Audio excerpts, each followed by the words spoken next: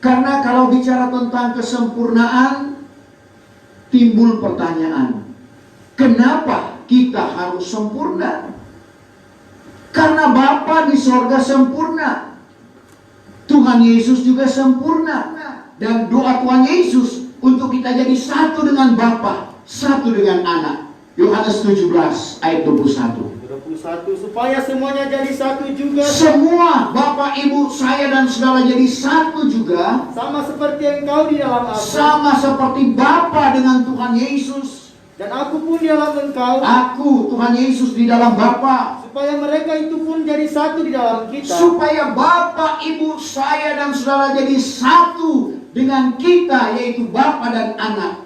Sehingga isi dunia ini percaya bahwa engkaulah yang menyuruhkan aku. Jadi doa Tuhan Yesus untuk kita jadi satu. Jadi itulah pertanyaan pertama, kenapa kita harus disempurnakan? Jawaban pertanyaan kedua, bagaimana kita disempurnakan? Lewat hukum yang berlaku di zaman Roh Kudus. Apa yang dikatakan oleh Petrus dalam Kisah 2 ayat 38.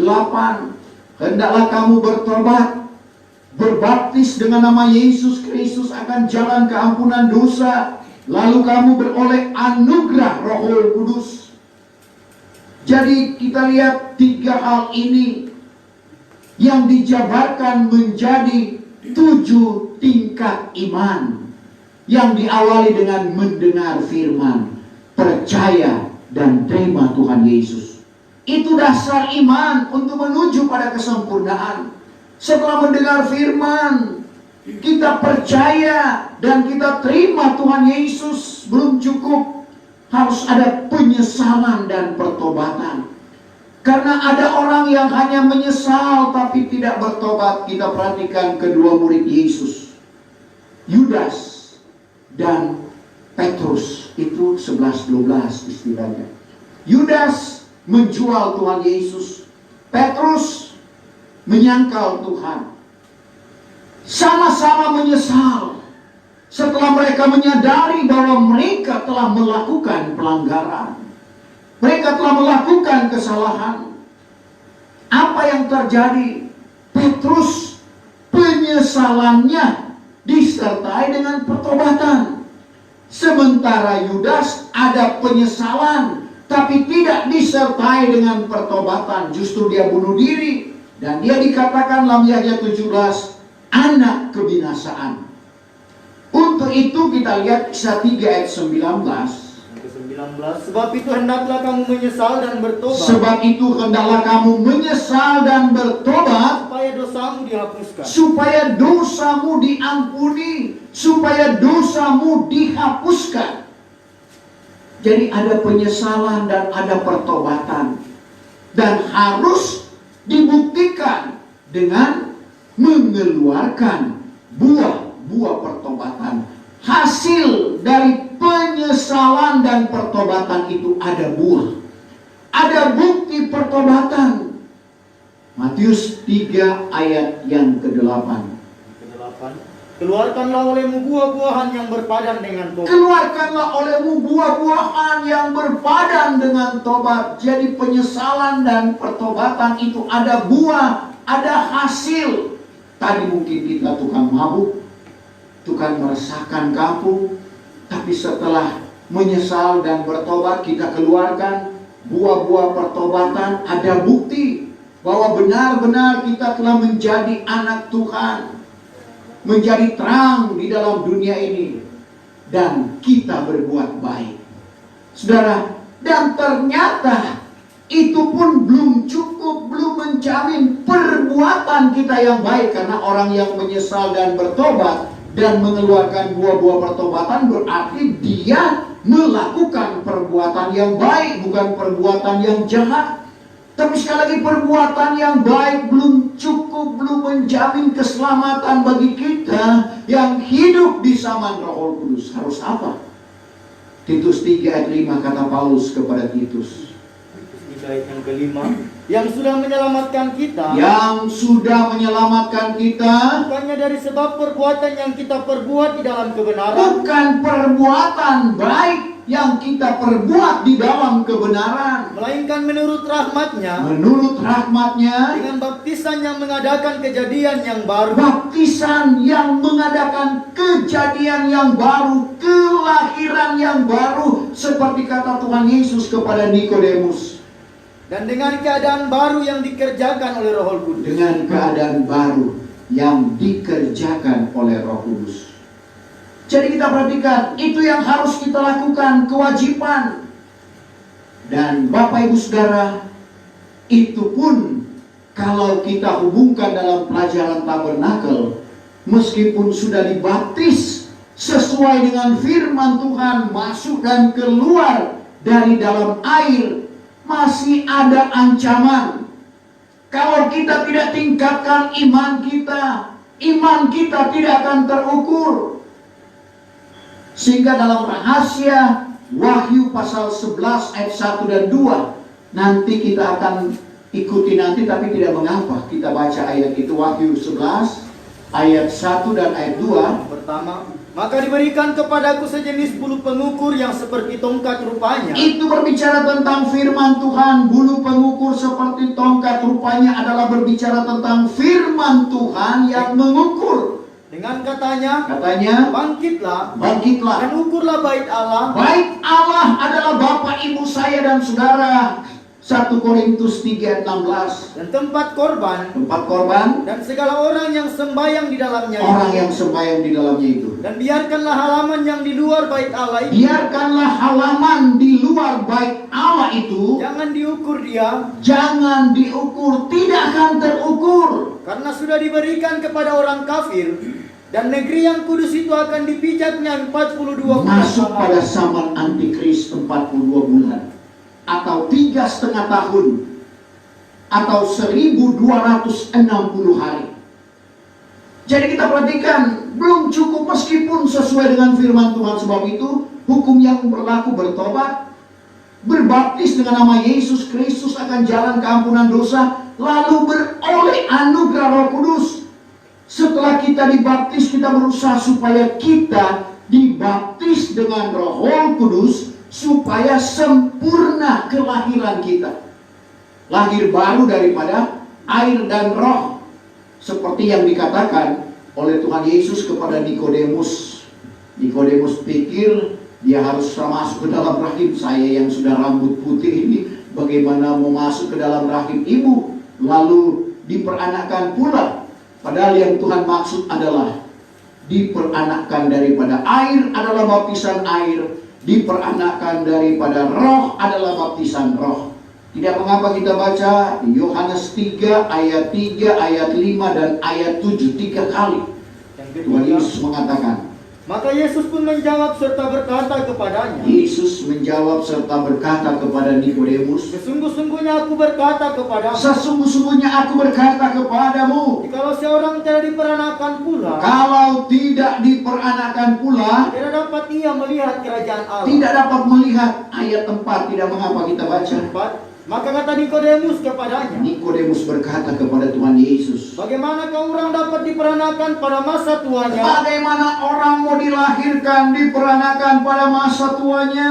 Dapatkah ia masuk kembali ke dalam rahim ibunya? Dapatkah ia masuk kembali ke dalam rahim ibunya? Dan diperanakan pula. Dan diperanakkan pula. Tapi kata Tuhan Yesus dalam ayat yang kelima, Maka jawab Yesus, sesungguh-sungguhnya aku berkata kepadamu, sesungguh-sungguhnya aku berkata kepadamu, jikalau barang seorang tidak diperanakan daripada air dan roh, siapa yang tidak dilahirkan, diperanakkan dari air dan roh, yaitu baptisan air dan baptisan roh, tidak boleh ia masuk ke dalam kerajaan tidak Allah. boleh masuk. Ayat 3 tadi, melihat pun tidak bisa, apalagi mau masuk. Yang ketujuh, jangan engkau heran, Jangan engkau heran. sebab sudah kukatakan kepadamu Sudah kukatakan kepadamu, bahwa wajib kamu diperanakan. wajib harus kita diperanakkan. 3 kali Tuhan berkata, menjelaskan kepada Nikodemus bahwa kita harus diperanakkan, yaitu dari air dan roh. Jadi setelah kita dibaptis dengan roh, kita dipenuhi dengan roh, itu juga masih disebut sebagai kanak-kanak rohani. Kita harus mendewasakan rohani kita dengan berusaha untuk menerima karunia-karunia Roh Kudus. Karena di dalam tingkat yang keenam, Bapak Ibu Saudara, ada karunia roh, ada jawatan Tuhan, dan ada buah roh. Jadi kita perhatikan, ada 9 karunia roh, tapi roh itu satu. Ada 5 jawatan Tuhan, tapi Tuhan itu satu. Ada perbuatan ajaib atau buah roh, yaitu 9 buah roh. Tidak mengapa kita baca mulai dari karunia roh 1 Korintus 12 ayat yang keempat. Yang keempat adalah berbagai-bagai karunia. Ada 9 karunia Roh Kudus yang diungkapkan oleh Paulus dalam 1 Korintus 12 ini ayat 8 sampai 11. Tetapi rohnya itu satu. Roh itu satu. Dan ada berbagai-bagai jawatan. Sampai di situ dulu. Jadi ada 9 karunia roh.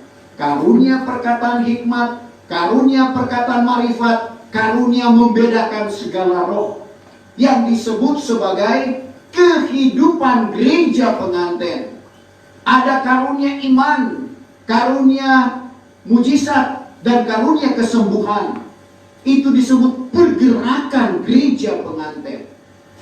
Gereja akan bergerak kalau karunia-karunia ini berjalan. Karunia iman, karunia mujizat, karunia kesembuhan.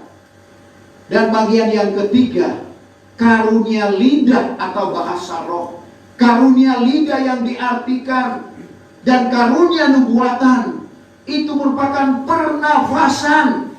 Karena karunia itu digunakan apabila kita menyembah Bapa dalam roh dan kebenaran.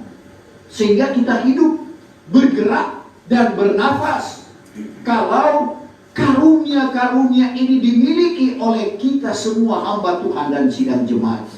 Jadi dalam 1 Korintus 14 berbagai-bagai karunia, tapi roh itu satu. Baru 5 jawatan Tuhan.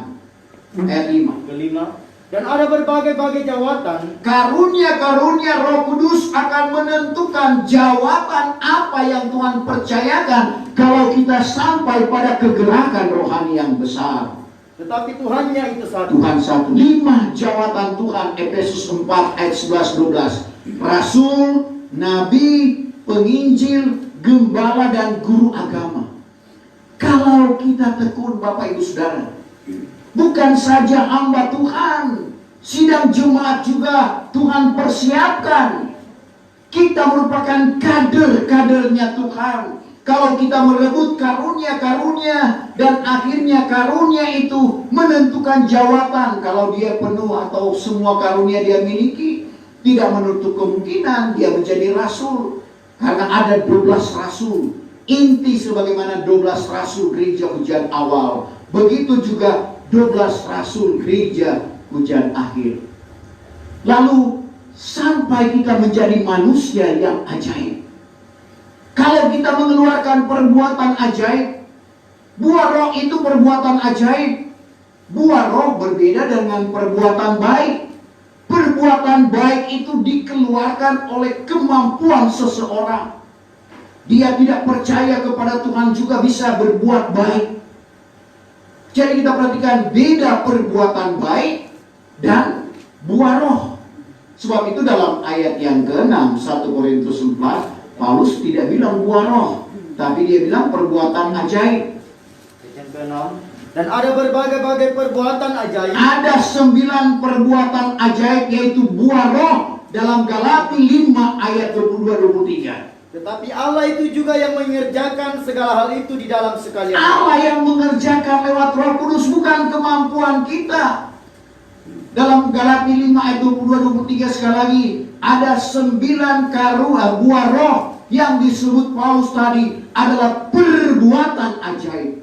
Berarti kalau kita mengeluarkan perbuatan ajaib ini, kita menjadi manusia yang ajaib. Memang Bapak Ibu Saudara, karena sudah mengeluarkan kasih sampai tahan nafsu atau pengendalian diri. Tidak mengapa kita baca Galatia 5 ayat 22-23. Itulah perbuatan ajaib yang dimaksud oleh Paulus. Yang 22. Tetapi buah-buahan roh Buah-buah roh, ialah kasih, kasih, sukacita, sukacita, perdamaian, perdamaian, panjang hati, kemurahan, kemurahan, kebaikan, kebaikan, setiawan, lemah lembut, tahan nafsu atau pengendalian diri. Maka tiada ada hukum yang melarangkan yang demikian. Tidak ada hukum yang melarangkan yang demikian.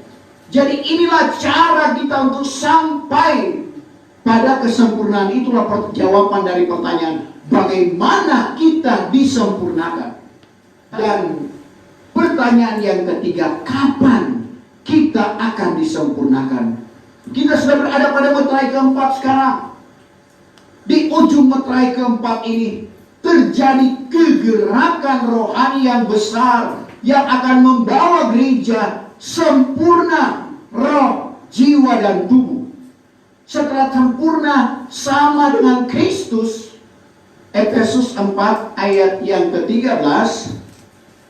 Efesus 4 ayat 13. Sehingga kita sekalian sampai kepada persatuan iman, Sampai pada satu iman dan marifat anak marifat Allah, anak Allah, dan menjadi orang yang sudah akil balik, orang akil balik dewasa rohani, sehingga bertambah-tambah sempurna bertambah-tambah sempurna sama dengan Kristus. Setelah sempurna menyatu, itulah pernikahan yang dikatakanlah Wahyu 19 ayat yang ke-7. Ketika kawin anak domba, kawin di sini adalah menyatu, bukan kawin.